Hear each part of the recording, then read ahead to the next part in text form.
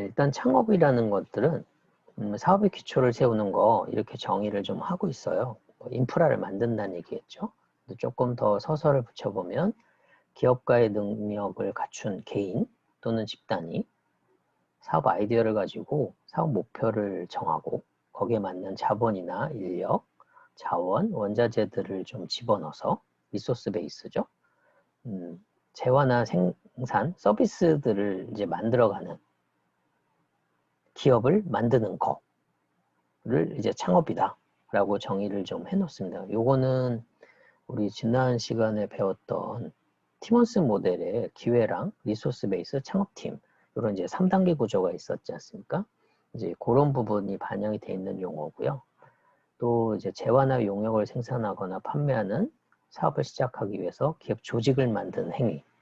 이제 이 조직이라는 말이 어떻게 보면 핵심일 수 있습니다. 창업팀이 구성이 되지 않으면 팀이 없는 상태에서 기회나 리소스가 투입된다고 재화나 용역 뭐 이런 것들이 만들어지지 않을 수 있다.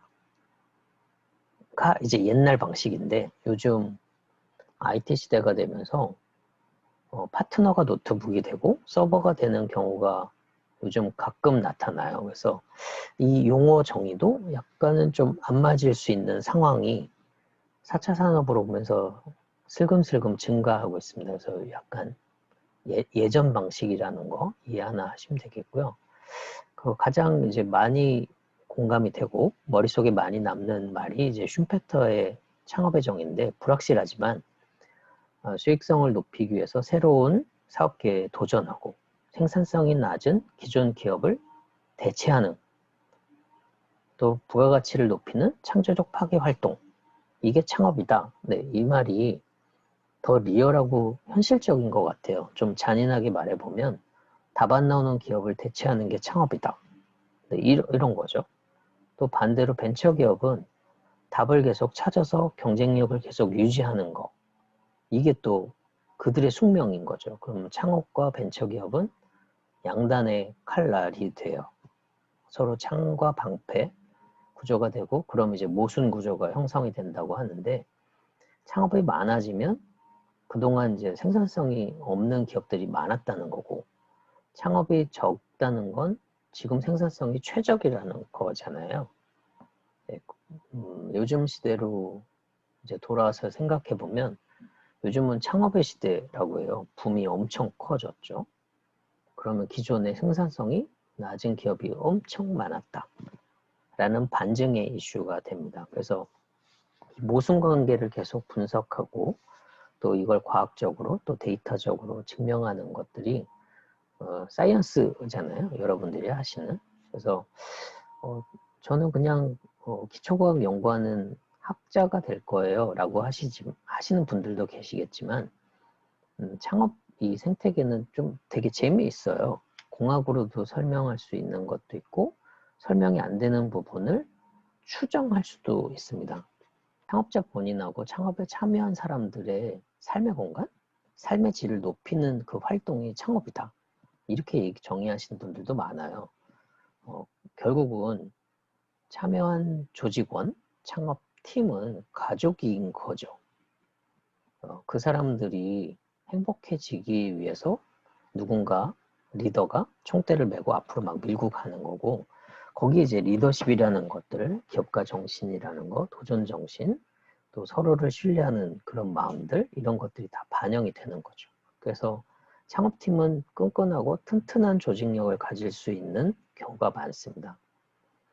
또 반면에 창업은 이제 부를 창출을 하기 위한 투자 활동이기도 해요. 그래서 시간과 자본, 그 다음에 아이디어, 노력을 많이 집어넣는데 퍼포먼스가 안 나오면 당연히 안 하겠죠. 부를 창출하는데 투자 활동이기 때문에 수익성이 있어야 한다. 창업은. 네, 요런 얘기를 하고 또 반대 의견으로 내는 분들은 그럼 사회적 창업, 사회적 기업은 부가 창출 안 되는데 그건 창업 아니냐라고 얘기하시는 분들도 계세요. 사회적 기업도 부를 창출해야 합니다. 다만 이익률이 그렇게 높지 않은 거죠. 기존의 영리 기업에 비해서. 이렇게 보셔야지 손실이 나면서 뭐 사회적 기업을 운영하겠다. 그거는 말이 안 됩니다. 네. 기본적으로 조직이 다 돌아갈 수 있고 자원을 운영할 수 있는 구매력도 있어야 될 거고, 또 마지막 부분은 이제 지금 현재 정부나 지난 정부가 계속 고민했던 항목들이에요. 창업은 일자리 창출에 굉장히 중요한 화두다. 이게 처음에는 납득이 좀 안 됐었는데 저도 연구하다 보니까 창업하는 초기에 하는 팀들이 사람들이 많이 모여요. 의외로 대기업의 일자리 창출하는 그 사이즈 양보다 창업팀들이 단기라고 하면 3년 이내 2, 3년 내에 사람들이 확 모여가지고 일을 하는 그 구조가 훨씬 많습니다. 창업이라는 게 이제 직장이 생기는 거기 때문에 경제활동이나 그 다음에 소비활동이 일어나는 주체가 되기도 해요. 그래서 부도 만들지만 소비도 일어나는 그런 그런 상황, 이제 그런 생태계가 되는 거죠. 창업이라는 과정이. 그래서 돈을 벌기 위해서도 만들지만 돈을 쓰기 위해서도 만들어지는 곳이라서 공공정책 기반을 하는 입장에서는 창업은 두 개를 다 쓸 수 있는 조커 같은 카드예요. 양쪽이 다 쓰일 수 있습니다. 그다음에 우리나라에서 이제 중소기업 창업 지원법이라고 해서 법률이 하나 나와 있어요. 2008년 시작했고 지금 계속 개정이 돼가고 있는데 여기서 창업이라는 용어를 정의를 해놨습니다. 기존에 뭐 창업은 뭐예요? 이렇게 얘기한 게 아니라 여기에 해당되면 창업은 아니다 라고 얘기하고 이제 거꾸로 아닌 부분들을 정리해 놨는데 타인으로부터 사업을 승계한 거, 이제 이전받은 거죠. 사업을 인수했거나, 근데 인수해서 같은 종류의 사업을 하면 그건 창업은 아니다. 그냥 기업인 거죠. 기업을 인수한 거. 또 하나는 개인 사업자나 중소기업이 법인으로 전환해가지고 조직 형태만 바꾸고 같은 사업을 하는 경우. 그러니까 저희는 이제 포대가리 한다고 하는데 껍데기만 바꿔서 동일한 일을 하면 그건 창업은 아니다. 연속 사업이다. 라고 보는 거고요. 누가 이제 폐업을 했는데 다시 사업을 했어요. 그러면 이제 창업이잖아요. 개업이기도 하고. 근데 기존에 망했던 아이템을 다시 살려고 하는 경우, 그거는 창업은 아니다. 폐업한 거를 다시 개업한 상태로 보는 거죠. 그래서 이전 받았을 때 같은 거 하는 경우, 형태를 바꿔서 옷을 바꿔 입혀가지고 동일하게 하는 거, 뭐 없앴다가 다시 하는데 또 똑같은 거 하는 거, 이건 창업이 아니다. 처음에 시작할 때는 예비 창업에서부터 시작을 합니다. 그래서 할까 말까, 그리고 이런 부분들을 이제 검토하는 게 기업가 정신이나 창업가 정신 훈련을 하셔 진짜 갈 거냐 말 거냐 고 스톱을 결정하겠죠. 이 상황에서 그 결정이 나면 아이템이 되게 중요해집니다. 정말 이게 돈이 될까? 아니면 이게 수익이 될까? 이걸 만들면 의미 있는 것이 될까? 이 가능성을 놓고 이제 창업이라는 발 안으로 들어갈 건데, 요게 이제 허들이 됩니다. 이 경계선을 넘어가면 이제부터는 책임져야 될 상황들이 일어나요. 본인이 자본을 투입하는 경우, 재원을 투입하는 경우, 뭐 사람을 불러서 같이 하는 경우가 생기고, 또 시간과 노력을 투입하는 거니까 그냥 허투루 쓸 수는 없잖아요. 그래서 창업의 이 영역으로 들어오면 내가 통제할 수 있는 영역과 통제 불가능한 상황들을 두 개를 좀 봐야 합니다. 그래서 첫 단계는 아이디어를 이제 좀 더 디벨롭하는 개발 단계를 하나 갖고, 이 영역에서는 사업이 되겠는데? 라는 것들을 좀 보셔야 돼요. 그래서 슌페터의 얘기를 좀 인용하면 어떤 회사가 일을 하고 있는데 원가가 잘 안 맞거나 수익성이 자꾸 떨어진다. 그럼 그 부분에 들어가서 내가 이노베이션을 하면 수익성이 좋아지기만 하면 그 사업을 하면 되는 거잖아요. 창업이라는 개념보다는 그 회사를 인수하면 끝나는 거니까 아니면 기존의 사업의 개선점들을 찾아서 창업을 하는 거가 되죠. 그래서 그게 되면 지속적으로 돈이 돌아가는 구조가 될지 비즈니스 모델이라고 합니다. 그 모델링을 한번 해보고 창업 설계, 어떤 자원을 빌려다가 또는 제가 투입해다가 어느 정도 기간 동안에 시장에 공급을 하면 가장 빠른 속도로 소비가 일어나고 소비가 일어난 결과물이 회수가 될까? 이 구조를 보는 게 이제 창업 설계라고 하거든요. 그래서 여기까지 살펴보면 스토리텔링을 일단 되는 거예요. 그러면 요거를 미리 비즈니스 모델 특허로 출원을 해놓거나 아니면 컨셉만을 가지고 특허 출원 날짜를 확보하기 위해서 출원을 하는 경우가 많이 추천이 됩니다. 또 백도 원장님도 이제 그런 제안들을 하셨는데 실제로 여기서 특허 출원이 잘 안 일어납니다. 왜냐하면 창업팀들한테는 50만 원, 100만 원이 굉장히 꿀같은 돈이에요. 그래서 함부로 못해요. 그런데 이제 GIST 이 과정에 있는 분들한테 이게 가능성이 있다고 얘기 드리는 건 학생 창업이 되면 학교에서 이 비용을 내거나 특허청에서 출원 비용을 감면 또는 면제해 주는 경우가 일어납니다. 그래서 돈이 거의 안 들 수가 있어요. 이제 사회인으로 나오면 당연히 저 부분은 비용이 수반이 되는데 학교에 있다면 또 연구원에 소속이 돼 있다면 이 부분이 달라질 수 있어요. 그래서 가변적이긴 하지만 이 부분이 가능하다. 네, 이게 되고 나면 이제 기본 필드로 들어오면 이제 여러분들이 피저빌리티 분석하는 것처럼 또는 연관성 분석하는 것처럼 타당성을 좀 보게 돼요. 기술하고 시장하고 수익성이 얼마나 렐러번스가 있는지, 연관관계가 있는지를 좀 파악하는 과정을 보고 부정적이면 원인 분석을 다시 해서 원안의 아이템을 기각하고 다시 보정하는 작업을 이렇게 가겠죠. 네, 여기 이제 연구 프로세스일 거고 운 좋게 한 방에 해결이 되면 그 다음에는 모델링 하는 거하고 사업 계획, 일정 계획에 대한 거를 조금 더 강화하는 작업을 합니다.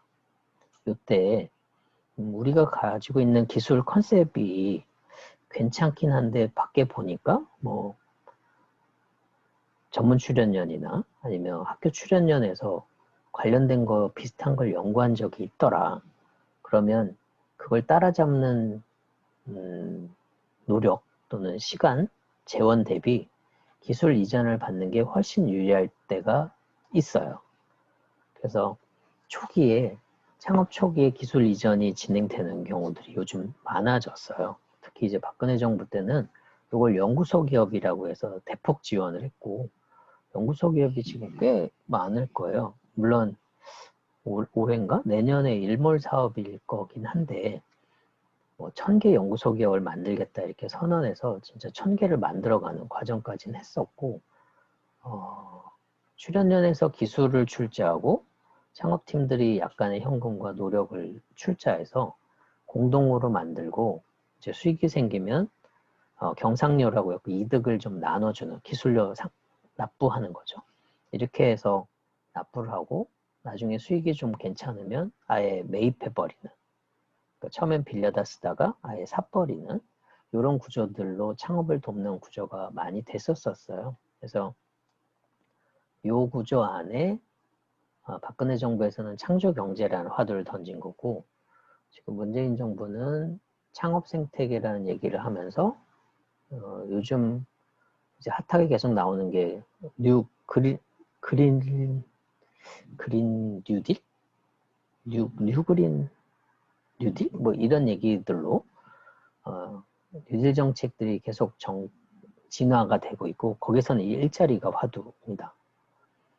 그렇게 되다 보면 이제 창업팀들은 이제 정신 차리고 이제 여러 가지 투입 요소들을 확인해야 해요. 그래서 창업팀의 조직력, 수익 모델을 강화하는 거, 그 다음에 엔젤 투자자들을 비해서 초기에 이제 생산 자본들을 끌어모으는 거, 또 초기에 자본을 주는 사람들이 저희가 뭐 가진 게 없으니까 믿고 주진 않을 거잖아요. 그래서 정부의 지원 사업들을 많이 노리게 됩니다. 그래서 지금 현재 정부가 세팅해 놓은 거는 예비 창업, 그 다음에 초기 창업, 도약, 그 다음에 창업 성장, 그 다음에 제도전, 이렇게 단계들을 만들어서 패키지화 해놨어요. 통합적으로 좀 도와주자. 그래서 지원을 받아서 시제품을 초반에 만들거나 시장을 개발하는 것까지 도와줍니다. 그래서 잘 성장하면 스케일업이 돼서 이제 날아오르는 이제 창업 단계에서 나가는 거죠. 실제 기업이 되는 거고, 기업이 되고 나면 부설연구소를 설립해서 벤처 인증 받고 자본 증자하고 기업 가치 평가 받아서 뭐 이제 IPO를 하거나 더 큰 투자를 하거나 이렇게 생태 구조가 되고, 가치 매력이 없으면 이제 매각을 하거나 조치를 하는 건데, 이때 슈페터가 얘기했던 답 안 나오는 기업을 개선하는 그 과정이 창업이다. 이렇게 물리는 거가 됩니다. 망가져서 재창업하는 것도 있지만 창업자가 망가져가는 기업을 관찰하고 여기에서부터 기회를 골라내고 내가 직접 해보자 라고 이렇게 생태계, 사이클링이 되는 거죠. 생태계는 사이클링이라는 개념으로 시스템이라는 용어로 번역을 해버려요. 시스템 이론에서 보면 인풋, 프로세스, 아웃풋, 피드백 이 네 가지가 체계적으로 구성이 되면 이건 시스템화 되었다, 개가 형성되었다 라고 얘기를 합니다. 이것도 지금 개가 형성이 된 거죠. 그 사이에 이제 기업평가가 긍정적이 되면 시스템에다가 투자를 하거나 조직에다 투자하거나 그래서 운영 자원을 좀 더 강화하고 다시 선사이클을 시키는 이런 구조로 되어 있습니다.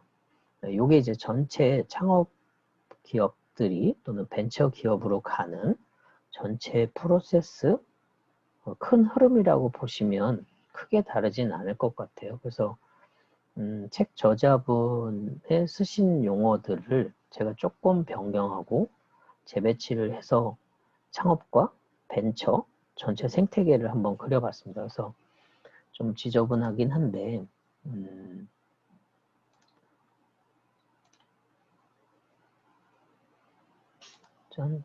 네.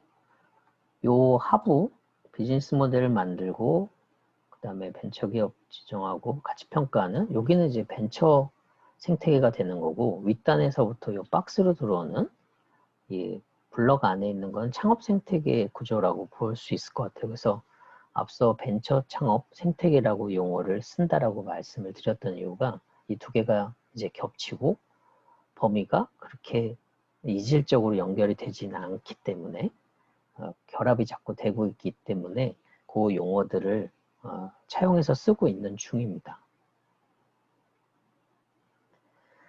또 창업을 하게 되면 이제 확증 편향이라는 문제가 자꾸 생겨요. 이제 여러분들도 이제 공학을 전공하고 또 랩에서 계속 실험을 하시다 보면 기존에 안 됐는데 갑자기 되는 경우 기존 거보다 효율이 훨씬 좋은 상황이 되면 이거는 학계에서도 발표가 안 됐고 기업에서도 안 쓰고 있으니까 이거는 분명히 된다 라고 믿죠. 네, 믿음이 생겨요. 그런데 현실은 좀 다릅니다.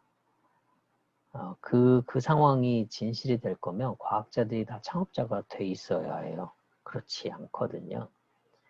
그래서 많은 오류를 범하는 게 저희 제품은 정말 획기적이다. 그리고 전 세계 유일하다. 우리만 할 수 있다. 지금까지 본 적도 없다. 네, 이거는 뻥입니다. 그럴 수가 없어요. 창업은 망가진 또는 비효율적인, 비생산적인 기업들의 대안으로 만들어지는 거기 때문에 생짜로 뭔가 새로운 게 툭 떨어졌다. 네, 그건 발명이죠. 창업으로 보기에는 좀 어려워요. 그래서 그런 용어를 가져오는 거는 좀 위험한 판단이고 또 믿고 싶은 거하고 현실이 다르기 때문에 현실을 좀 직시하는 구조들이 좀 필요해요. 그래서 뭐 환경 분석, 거시 환경 분석, 미시 환경 분석, 경쟁사 분석, 시장 분석 이런 얘기들을 자꾸 쓰는 이유가 검증을 하는 이유가 믿고 싶은 게 진짜 믿어도 되는 건지를 살펴보는 과정이라고 보시면 될 것 같고요. 거기에 따라 이제 관련된 관리 방법들이 여러 개가 좀 달라질 수 있습니다. 4차 산업, 이제 기술의 흐름에 따라도 사업성이 좀 변한다고 제가 좀 정리하고 밖에서 얘기하는 이야기들인데요. 뭐 워낙 많이 들으셨을 거예요. 뭐 1차 산업은 증기, 그래서 대량 생산의 기회가 생겼고, 뭐 2차는 전기하고 내연기관이 생기면서 이동성이나 효율성이 되게 좋아졌다. 그다음에 3차 산업은 컴퓨터나 인터넷망 통해 가지고 정보 구축도 되고 있고 자동화하는 데 훨씬 유리해졌다. 4차 산업은 ICBM이라고 해서 IoT, 뭐 그다음에 클라우드 또는 빅데이터, 그다음에 모빌리티나 모바일, 그다음에 요즘 뭐 로봇까지도 많이 나왔고 증강현실, 인공지능 뭐 이런 것들이 연결되면서 초연결의 시대 뭐 이런 얘기들로 슈밥 의장이 얘기하면서 이게 화두가 됐었잖아요. 뭐 4차 산업이 지금 뭐 같은 방향이긴 하지만 뭐 계속 진화하고 있다고 봐요. 그래서 노란 글자로 섞어놓은 것처럼 처음에는 에너지 대량 생산에 대한 기회가 계속 생겼다면 이제 여기에서 효율이 떨어지면 이동성이나 효율성을 높이는 창업 기회가 생겼고 그게 또 혁명으로 바뀌어 나갔고 또 거기서 또 뭐가 답이 안 나오면 자동화하거나 정보 축적을 해서 새로운 기회를 만들어가는 상황이 됐고 4차 산업에서는 정보 획득을 하고 자동화, 생산 자동화, 제조업 베이스죠. 의사 판단하는 게 어려운데 그걸 자동으로 해주는 또는 최적화 의사결정 해주는 뭐 체험을 해주는 이렇게 바뀌어 있습니다. 얘를 좀 간편하게 단편적으로 좀 정리한 게 저는 이제 밑에 사업계를 하드웨어, 소프트웨어, 컨텐츠 개념으로 진화한다고 보통 설명을 드려요. 그래서 제조업 베이스에서 하드웨어 형태를 만드는 게 어떻게 보면 1차 산업에 가까운 하드웨어도 맞춤형으로 만들 수는 있지만 대량으로 만들어야 효율이 올라가니까요. 그 이후에 전기나 에너지들을 활용해서 이동성이 좋아지거나 효율성을 증진시키는 소프트웨어, 알고리즘과 관련된 것들이 새로운 변화의 시기가 그 화두가 되는 거고 그게 끝나고 나면 콘텐츠 제공하는 음, 이야기들이 스토리들이 되게 재밌어야 되고 그 스토리에 기반이 된 데이터가 리얼이기를 원하는 거죠. 가상으로 얘기하는 거, 추정으로 얘기하는 건 입증이 안 되니까 리얼리티가 없어지잖아요. 그래서 콘텐츠도 데이터 기반으로 실제 이야기들을 이제 많이 선호하는 거고 요즘 이제 방송의 예능 같은 거 보면 다 리얼리티 쇼들이 많아졌잖아요. 이제 그런 트렌드라고 보시면 될 것 같고 이게 이제 조금 더 나가면 신경망 쪽으로 넘어가는 것 같아요. 이게 이제 사람 속에, 조직 속에 어떤 관계들이 있다. 또 어떻게 보면 생태계적인 의사결정을 하게 된다. 그래서 저희 이 수업 들으시는 분들 중에 신경망 또 그다음에 라이프 사이언스 연구하시는 분들도 계시던데 아마 이런 화두를 연구하실 거예요. 그러고 나면 저는 이제 예상하는 게 멀티미디어 메시지를 옵티멀하게 해서 개인화하는 또는 맞춤형으로 취향 저격시키는 메시지를 제공하는 이런 영역으로 의사결정이나 효율화나 체험이 진화될 것이다 라고 보고 있고 그러다 보니 이제 대량으로 만들어서 취향 저격시키기는 어려우니까 소량으로 맞춤형으로 대신 비싸지죠. 네, 비싸지는 걸 본인이 돈을 다 내는 거거나 스폰서 개념처럼 누군가 협찬을 해주거나 뭐 이런 시장들이 이제 계속 생기면서 밸류쉐어 같이 공유를 하면서 아니면 서로 공감하고 공존하는 구조로 서로 도와가는 상생하는 구조로 사업의 기회가 진화하고 있다라고 추정하고 있습니다. 왜냐하면 이게 추정이란 말을 쓰는 이유가 아직은 입증되거나 확증되는 그런 근거는 없어요. 미래 예측하는 개념이니까. 그래서 어, 제품이나 서비스들이 계속 진화하는 순서가 하드웨어, 소프트웨어, 컨텐츠, 그 다음에 네트워크, 미디어, 그 다음에 밸류쉐어 개념으로 진화한다고 추정하고 있습니다. 그리고 지금까지는 잘 맞아떨어져 가고 있어요. 그래서 헬스케어 사업이 막 뛸 때는 신경망 쪽이 얘기가 됐었고, 요즘은 뭐, 컨텐츠 사업, 문화 컨텐츠, K-팝, K-미디어, K-푸드 뭐 이런 얘기하는 거면 이제 취향을 저격시켜야 되잖아요. 한국 음식을 모두 또 한국의 모든 문화 예술 활동을 다 좋아하지는 않으니까 좋아하는 사람들을 취향 저격을 하고 그 사람들이 바이럴 시키고 전파할 수 있는 전도사가 되게끔 만드는 원격 인공지능화 시켜서 원격 조정할 수 있는 그럼에도 불구하고 서로 공존하면서 가치를 나눠갈 수 있는 이런 구조가 되는 게 지금의 시대인 것 같아요. 그러면서 이제 국경도 조금 망가지고 정부의 필요성도 좀 필요 없어지고 기존의 산업 생태계 또는 학습 생태계도 자꾸 망가져가는 또는 무너져가는 아니면 낮아져가는 상황으로 바뀌어가고 있는 거죠. 그걸 슈밥은 이제 의장은 뭐 초연결 지능화되는 과정이다라고 얘기를 하고 있는 건데 저는 약간 공감 공존하는 세상으로 바뀌어간다라고 추론하고 있는 중입니다. 그래서 이제 한번 다시 정리를 해보면 창업을 하는 과정, 왜 할까? 그 문제가 뭔지, 또 그 대상은 누군지, 경쟁자가 제시했던 솔루션들은 어느 한계가 있는 건지, 그걸 어떻게 새롭게 정의할 것인지, 그 새롭게 정의한 걸 어떤 식으로 풀어날 건지, 그러면 고객이 어떤 이득을 얻는지, 이 프로세스가 앞서 보여드렸던 벤처 창업 생태계 전체 흐름하고도 맥락을 같이 합니다. 그래서 지금 저희 이 수강하시는 분 원우님들 중에도 창업 준비하려고요. 그러면 이제 문제를 인식을 먼저 해야죠. 뭐 과정에서 전체 쭉 하긴 하겠지만 한번 서머리 해보면 문제가 무엇인지, 그 다음에 그 문제의 대상이 되는 사람들이 누군지, 또 경쟁에 대한 솔루션들이 기존에 어떤 것들이 있었는지, 또 있었다면 어떻게 정의할 것인지, 또 그 정의가 된다면 기존의 솔루션들이 어떻게 해결이 됐었고, 어떤 고객들이 어떤 이득을 얻어가고 있었는지를 파악을 좀 해줘야 합니다. 되게 논리적으로 설명이 돼야죠. 그래서 창업 과정에서 이제 흐름들을 보면 첫 번째는 목표가 좀 명확해야 해요. 그래서 골을 좀 정확하게 잡아놓고 나면 그 골을 추정할 수 있는 또 실행할 수 있는 대상, 목표군을 설정해야 상대적으로 경쟁력 있는 전략을 사용할 수 있겠죠.